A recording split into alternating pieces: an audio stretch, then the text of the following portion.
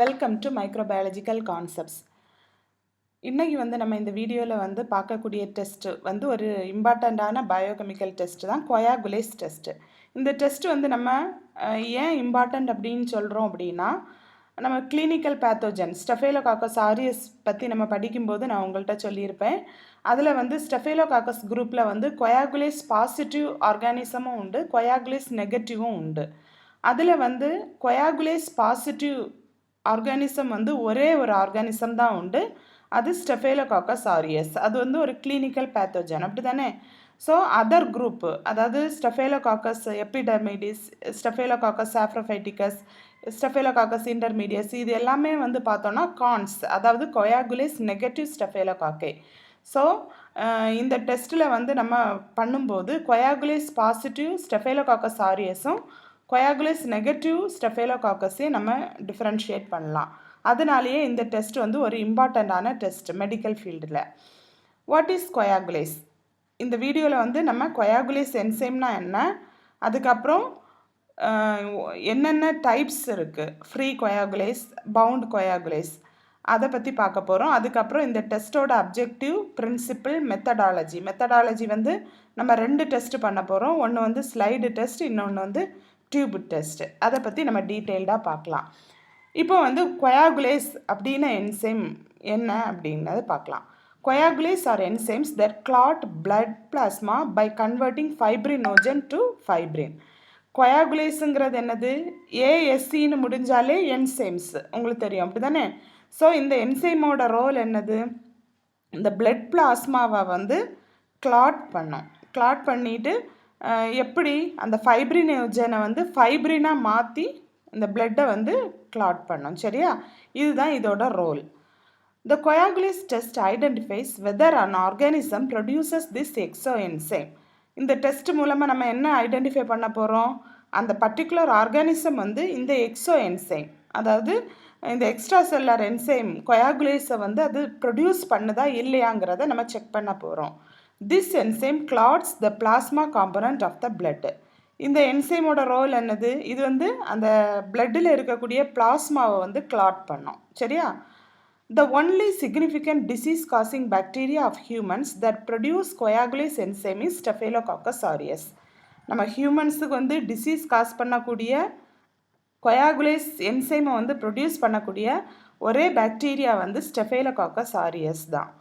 Thus, this enzyme is a good indicator of the pathogenic potential of Staphylococcus aureus. So இந்த coagulase என்சைமுக்கு அந்த Staphylococcus ஆரியஸோட pathogenic பொட்டன்ஷியலுக்கு ஒரு இண்டிகேட்டராக இருக்க முடியும், சரியா? Citrate and EDTA are usually added to act as anticoagulants and prevents false positive result. இந்த டெஸ்ட்டுக்குள்ள நம்ம எதெல்லாம் ஆன்டிகொயாகுலண்ட்டாக ஆட் பண்ண போகிறோம்? சிட்ரேட் இல்லைனா இடிடிஏ நம்ம யூஸ் பண்ணலாம், சரியா? இந்த 2 இது வச்சு நம்ம ஆன்டிகொயாகுலண்ட்டாக ஆட் பண்ணும்போது ஃபால்ஸ் பாசிட்டிவ் ரிசல்ட் வர்றதுலேருந்து இந்த டெஸ்ட்டை நம்ம தடுக்கலாம், சரியா? How coagulase acts as virulence factor in staphylococcus aureus. Staphylococcus aureus பாக்டீரியாவில் இந்த கொயாகுலேஸ் என்சைம் எப்படி ஒரு விருலன்ஸ் ஃபேக்டராக இருக்குது, அதுக்கு பேத்தோஜெனிக் ரோலை கொடுக்கறதுக்கு இது எப்படி காரணமாக இருக்குது அப்படிங்கிற அந்த ரீசனை நம்ம பார்க்கலாம். In human host, the action of coagulase enzyme produces clotting of the plasma by converting fibrinogen to fibrin. ஹியூமனில் நம்ம ஏற்கனவே பார்த்த மாதிரி இந்த என்சைமோட ரோல் என்னது? பிளாஸ்மாவை கிளாட் பண்ணோம். எப்படி? ஃபைப்ரினோஜனை ஃபைப்ரினாக கன்வெர்ட் பண்ணும்போது. The fibrin meshwork that is formed by this conversion surrounds the bacterial cells or infected tissues. என்ன பண்ண போகுது? அந்த கன்வெர்ட் ஆகும்போது அந்த கன்வர்ஷன் டைமில் ஃபைப்ரின் ஃபார்ம் ஆகுது இல்லையா? அந்த ஃபைப்ரின் ஒரு மெஷ் மாதிரி, அதாவது ஒரு நெட்டு மாதிரி, ஒரு நெட்வொர்க் மாதிரி இருந்து என்ன பண்ணும்? அந்த பாக்டீரியல் செல்ஸை சுற்றி சரவுண்ட் பண்ணிக்கும், அல்லனா அந்த இன்ஃபெக்டட் டிஷ்யூஸை சுற்றி சரவுண்ட் பண்ணிக்கும். அப்படி சரவுண்ட் பண்ணுறதுனால என்ன ஆகுது? ப்ரொடெக்டிங் த ஆர்கானிசம் ஃப்ரம் நான் specific host resistant mechanisms such as phagocytosis and the anti-staphylococcal activity of the normal serum. அப்போ இப்படி அந்த மெஷ் ஃபார்ம் பண்ணுறதுனால என்ன நடக்குது? அந்த ஆர்கானிசத்துக்கு வந்து ஹோஸ்ட்டுக்கிட்டேருந்து ஒரு பாதுகாப்பை கொடுக்குது. அப்போ அந்த ஃபேகோசைட்டோசிஸ் ப்ராசஸை வந்து இந்த ஆர்கானிசத்தால் டாலரேட் பண்ண முடியும். அதே நேரம் ஆன்டி ஸ்டெஃபேலோகாக்கல் ஆக்டிவிட்டிக்கும் இது காரணமாக இருக்குது. சரியா? இப்படி தான் வந்து அது விருலன்ஸ் ஃபேக்டராக இருந்து செயல்படுது. This enables the bacterium to persist in the presence of a host immune response. இதுதான் வந்து அந்த பாக்டீரியாவை வந்து நம்ம ஹோஸ்ட் செல்லு இது வந்து இன்ஃபெக்ட் பண்ண போகும்போது அந்த ஹோஸ்ட் செல்லில் இருக்கக்கூடிய அந்த இம்யூன் ரெஸ்பான்ஸ் நோய் எதிர்ப்பு தன்மையிலிருந்து இந்த ஸ்டெஃபேலோகாக்கஸ் பாக்டீரியா வந்து அதாவது நோய் எதிர்ப்பு தன்மை இந்த ஃபேகோசைட்டிக் செல்ஸ் இதுகிட்டேருந்து எல்லாம் இது பாதுகாத்து நமக்கு வந்து இன்ஃபெக்ஷனை வந்து உருவாக்குறதுக்கு காரணமாக இருக்குது. அதான் இதில் சொல்லியிருக்காங்க. Which can lead to the establishment of infection வந்து வருது. Thus coagulase is described as a virulence factor of staphylococcus aureus. இது உங்களுக்கு புரிஞ்சிருக்கோன்னு நினைக்கிறேன். இன்னொருக்க ஒரு ஷார்ட்டாக நான் சொல்லிடுறேன். என்னென்னா இந்த நம்ம ஹியூமன்ஸில் வந்து இந்த என்சைமோட ரோல் என்னென்னா ஃபைப்ரினோஜனை வந்து ஃபைப்ரினாக வந்து மாற்றும் பிளாஸ்மாவை கிளாட் பண்ணும்போது. சரியா? இப்போ ஃபைப்ரின் வந்து ஒரு மெஷ் ஒர்க் மாதிரி ஒரு நெட்டு மாதிரி ஃபார்ம் ஆகுது.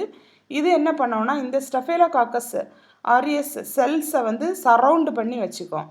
சரவுண்டு பண்ணோம். அப்படி இல்லைன்னா எந்த டிஷ்யூஸை வந்து இது இன்ஃபெக்ட் பண்ணுதோ அதை சுற்றி ஒரு கவரிங் ஆட்டு இந்த ஃபைப்ரின் வந்து செயல்படும்.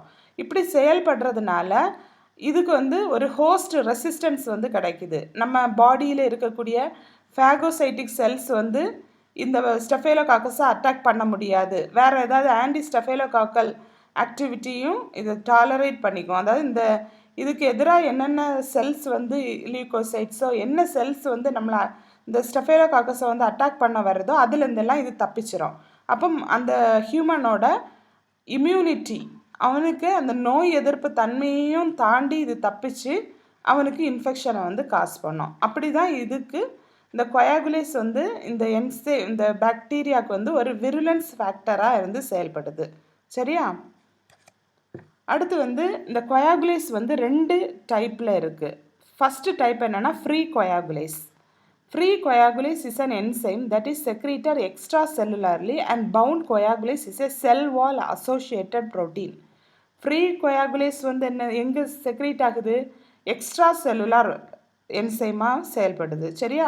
செல்லுக்கு வெளியே இருந்து செக்ரீட் ஆகுது. பவுண்ட் கொயாகுலேஸ் வந்து அந்த செல் வாலோடையே சேர்ந்து வரக்கூடிய அந்த அசோசியேட்டட் ப்ரோட்டீன் தான். சரியா? இது ஃப்ரீ கொயாகுலேஸோட ரோல் என்னது? அதே தான், சேம் ரோல் தான். ஃபைப்ரினோஜனை வந்து ஃபைப்ரினாக வந்து கன்வெர்ட் பண்ணும். எப்படி? By activating a coagulase reacting factor present in the plasma. பிளாஸ்மாவில் இருக்கக்கூடிய கொயாகுலேஸ் ரியாக்டிங் ஃபேக்டரை ஆக்டிவேட் பண்ணி ஃபைப்ரினோஜனை வந்து ஃபைப்ரினாக கன்வெர்ட் பண்ணுது.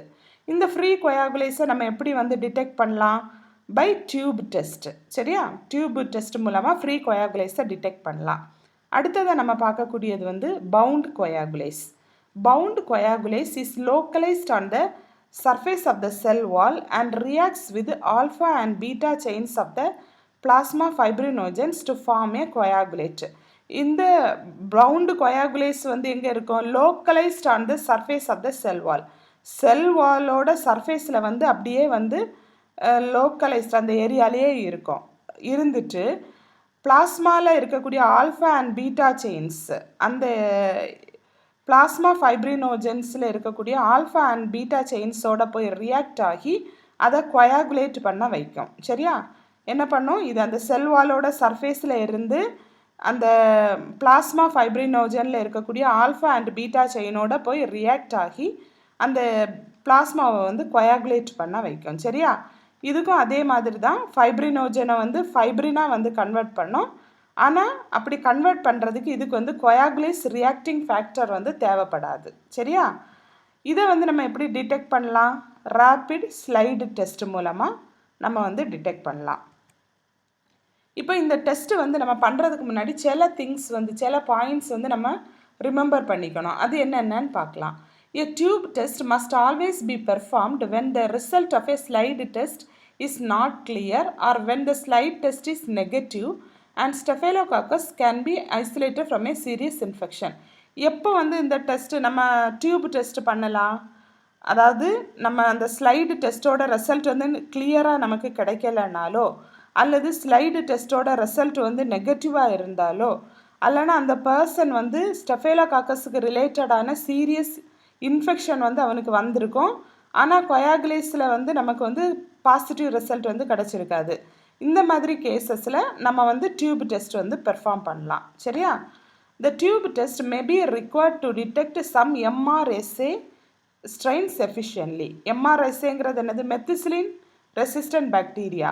அப்போ அந்த MRSA இது மெத்திசிலின் ரெசிஸ்டன்ட் ஸ்டெஃபேலோகாக்கஸ் ஆரியஸ் இதை வந்து டிடெக்ட் பண்ணுறதுக்கு இந்த டியூப் டெஸ்ட் வந்து மெயினாக பண்ணுறாங்க. Before performing a coagulase test, examine a gram-stained smear to confirm that the organism is a gram-positive coccus. அதாவது இன்னொரு இம்பார்ட்டன்ட் திங் என்னென்னா, இந்த கொயாகுலேஸ் டெஸ்ட் வந்து நம்ம பண்ணுறதுக்கு முன்னாடி நம்ம கிராம் ஸ்டெய்னிங் வந்து பண்ணியிருக்கணும். அந்த கிராம் ஸ்டெய்னிங் ரிசல்ட் வந்து கிராம் பாசிட்டிவ் காக்கஸாக கிடச்சிருந்தா மட்டும் நம்ம இந்த கொயாகுலேஸ் டெஸ்ட் பண்ணணும். சரியா? அடுத்தது வந்து இந்த டெஸ்ட்டோட objective. The objective of this test is to differentiate the Staphylococcus aureus, which produce the enzyme coagulase, from Staphylococcus epidermis and Staphylococcus saprophyticus, which do not produce coagulase. நான் ஃபஸ்ட்டே சொன்னேன் அப்படி தானே, ஸ்டெஃபேலோகாக்கஸ் ஆரியஸையும் வேறு other group members of staphylococcus epidermidis அப்புறம் வந்து சாப்ரோஃபைட்டிகஸ் இது எல்லாத்தையும் வந்து டிஃப்ரென்ஷியேட் பண்ணக்கூடிய டெஸ்ட்டு தான் இந்த test. The objective of this test is to detect the free coagulase and bound coagulase produced by different organism. அடுத்து வேறு எதுக்காக இந்த டெஸ்ட் பண்ணுறாங்க? இந்த ஃப்ரீ கொயாகுலேஸா அல்லது பவுண்டு கொயாகுலேஸ் வந்து இருக்குதா அப்படிங்கிறத டிடெக்ட் பண்ணுறதுக்காகவும் இந்த டெஸ்ட்டை வந்து நம்ம பண்ணுறாங்க. இப்போ இந்த டெஸ்ட்டுக்கு என்னென்ன தேவை? ஃபஸ்ட்டு வந்து EDTA ஆன்டிகொயாகுலேட்டட் ஹியூமன் பிளாஸ்மா வந்து தேவை. அப்படி இல்லைன்னா ரேபிட் பிளாஸ்மா வந்து தேவை. இந்த பிளாஸ்மா வந்து எடுக்கிறதுக்கு முன்னாடி அதில் வந்து அவங்களுக்கு வந்து ஹெச்ஐவியோ அல்லது வந்து ஹெப்பாட்டிட்டிஸ் இன்ஃபெக்ஷனோ இருக்கா அப்படிங்கிறத செக் பண்ணணும். அடுத்ததாக வந்து த plasma should be allowed to warm to room temperature before being used. ஏன்னா இந்த பிளாஸ்மாவை வந்து ஃப்ரோசன் டெம்பரேச்சரில் தான் நம்ம வந்து வச்சுருப்போம். ஸோ நம்ம இந்த டெஸ்ட் பண்ணுறதுக்கு முன்னாடியே அதை எடுத்து வெளியே வச்சுட்டு ரூம் டெம்பரேச்சருக்கு வர்றது வரைக்கும் வெயிட் பண்ணணும். வெயிட் பண்ணிட்டு தான் இந்த பிளாஸ்மாவை வந்து நம்ம இந்த கொயாகுலேஸ் டெஸ்ட்டுக்கு யூஸ் பண்ணணும். Oxalate or heparin plasma can also be used. இதுக்கு தவிர EDTA ஆன்டிகொயாகுலேட்டட் ஹியூமன் பிளாஸ்மா இல்லைனா ரேபிட் பிளாஸ்மாவை தவிர ஆக்சலேட் இல்லைனா வந்து ஹெப்பாரின் பிளாஸ்மாவும் யூஸ் பண்ணலாம். Do not use citrated plasma because citrate utilising bacteria example enterococci pseudomonas and serratia may cause clotting of the plasma. இந்த நம்ம டியூப் டெஸ்ட் வந்து பண்ணும்போது இப்போது சிட்ரேட்டட் பிளாஸ்மா வந்து நம்ம யூஸ் பண்ணோம் அப்படின்னா அதில் வந்து சிட்ரேட் யூட்டிலைசிங் பாக்டீரியா வந்து என்னென்ன இருக்கும்? என்டிரோகாக்கையோ சூடோமோனாஸோ செரேஷியாவோ வந்து இருக்கிறதுக்கு சான்ஸ் இருக்குது. அப்படி இருந்ததுன்னா பிளாஸ்மாவை வந்து கிளாட் பண்ணிடும். அப்படி கிளாட் ஆகும்போது நமக்கு நெகட்டிவ் ரிசல்ட்ஸ் வந்து தப்பான ரிசல்ட் வந்து கிடைக்கிறதுக்கு காரணமாக இருக்கும். ஸோ அதை நம்ம கேர்ஃபுல்லாக ஞாபகத்தில் வச்சுருக்கணும். Occasionally, human plasma may contain inhibitory substances which can interfere with coagulase testing. சில நேரம் வந்து இந்த ஹியூமன் பிளாஸ்மாவில் வந்து சில இன்ஹிபிட்டரி சப்ஸ்டன்சஸ் வந்து இருக்கும். அதுவுமே இந்த கொயாகுலேஸ் டைமில் வந்து அந்த ரிசல்ட்டோட போய் இன்டர்ஃபியர் ஆகிறதுக்கு வாய்ப்பாக இருக்குது. It is therefore essential to test the plasma using a known coagulase positive Staphylococcus aureus. So எப்போவுமே வந்து நம்ம இந்த டெஸ்ட்டு, அதாவது ஒரு டெஸ்ட்டு ஆர்கானிசம் வந்து கன்ஃபார்ம் பண்ணுறதுக்கு முன்னாடி கூடவே வந்து அந்த பிளாஸ்மாவை வந்து நம்ம செக் பண்ணுறதுக்காக நமக்கு தெரிஞ்ச கொயாகுலேஸ் பாசிட்டிவ் ஸ்டெஃபைலோகாக்கஸ் ஆரியஸை வந்து பாசிட்டிவ் கண்ட்ரோலாக வச்சு செக் பண்ணிக்கணும். அப்போ நம்ம இந்த மாதிரி தப்புகள் வர்றதுலேருந்து நம்ம இது பண்ணிக்கலாம். சரியா? The plasma can be stored frozen in amounts ready for use. Frozen டெம்பரேச்சரில் தான் இந்த பிளாஸ்மாவை வந்து ஸ்டோர் பண்ணியிருப்பாங்க. இப்போ வந்து நம்ம இந்த ஸ்லைடு டெஸ்ட் மூலமாக பவுண்டு கொயாகுலேஸை எப்படி டிடெக்ட் பண்ணுறதுன்னு பார்க்கலாம். Divide the slide into 2 sections with grease pencil. One should be labeled as test and the other as control. இப்போ ஒரு கிளாஸ் ஸ்லைடு வந்து எடுக்கிறாங்க. அந்த கிளாஸ் ஸ்லைடில் 2 இடத்துல வந்து ஒரு பென்சில் வச்சு ரவுண்ட் பண்ணுறாங்க. அந்த ரவுண்ட் பண்ண அந்த போர்ஷனில் ஒன்று வந்து டெஸ்ட்டாக இருக்குது, இன்னொன்று வந்து கண்ட்ரோலாக இருக்குது. இப்போ அந்த place a small drop of distilled water on each area. 2 ரவுண்டுலேயும் ஒவ்வொரு ட்ராப் வந்து டிஸ்டில்டு வாட்டர் வந்து ஆட் பண்ணணும். அதுக்கப்புறம் emulsify 1 or 2 colonies of the test organism on each drop to make a thick suspension. இப்போ என்ன பண்ணுறாங்க, பிளேட் கல்ச்சர்லேருந்து நம்ம டெஸ்ட் ஆர்கானிசம் என்ன ஆர்கானிசத்தை டெஸ்ட் பண்ண போகிறோமோ அந்த காலனிஸை எடுத்து ஏற்கனவே ஒரு ட்ராப் டிஸ்டில்டு வாட்டர் வச்சுருக்கோம் இல்லையா, அதில் நல்லா வந்து அப்படியே மிக்ஸ் பண்ணணும். மிக்ஸ் பண்ணி அப்படியே வைக்கணும், ஒரு திக் சஸ்பென்ஷன் ஆட்டு வர்றது மாதிரி. The test suspension is treated with a drop of citrated plasma and mixed with a needle. இப்போ நம்ம டெஸ்ட்டுன்னு போட்டிருக்கோம் இல்லையா, அந்த டியூபு அந்த பிளேஸில் சிட்ரேட்டட் பிளாஸ்மா வந்து ஒரு ட்ராப் வந்து ஆட் பண்ணுறோம். ஆட் பண்ணிட்டு நல்லா வந்து மிக்ஸ் பண்ணுறோம். Do not put anything in the other drop that serves as control.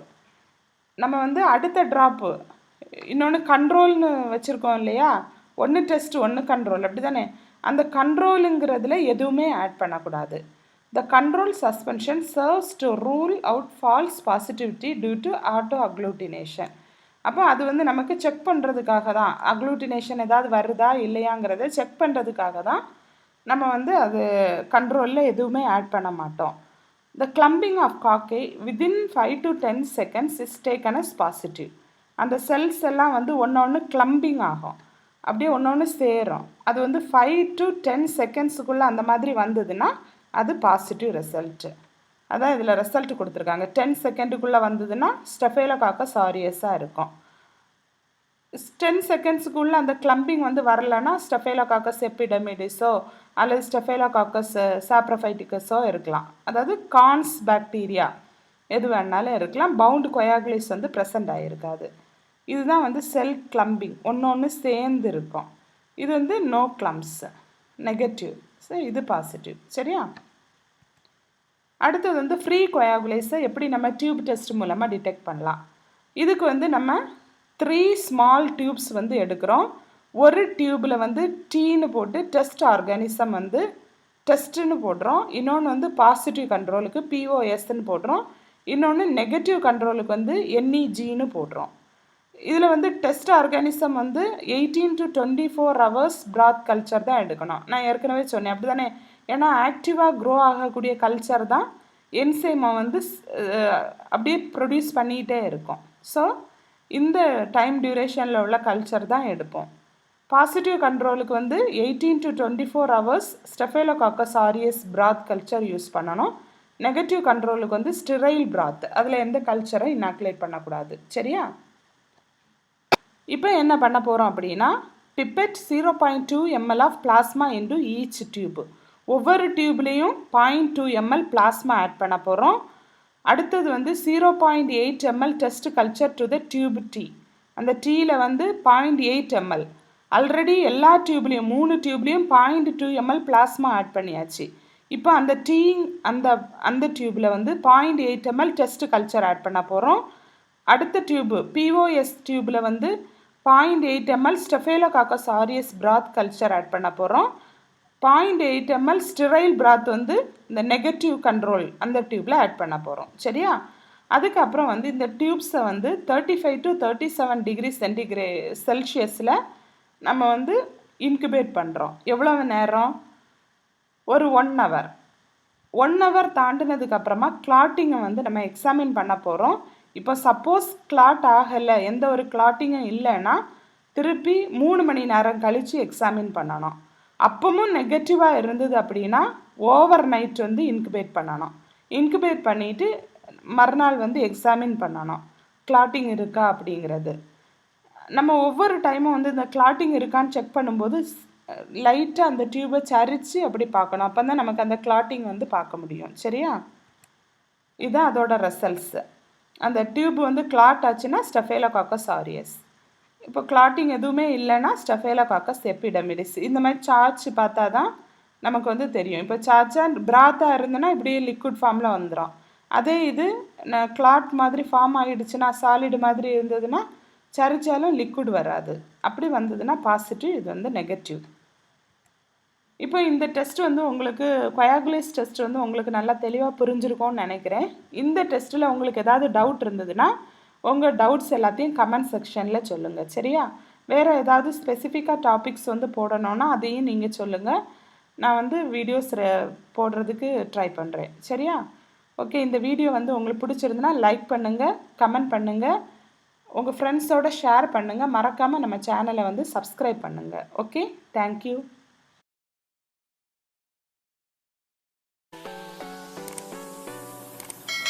If you like this video, please don't forget to subscribe, share, like and click the bell button. If you have any more doubts, you can write your doubts in the comment section below. Thank you.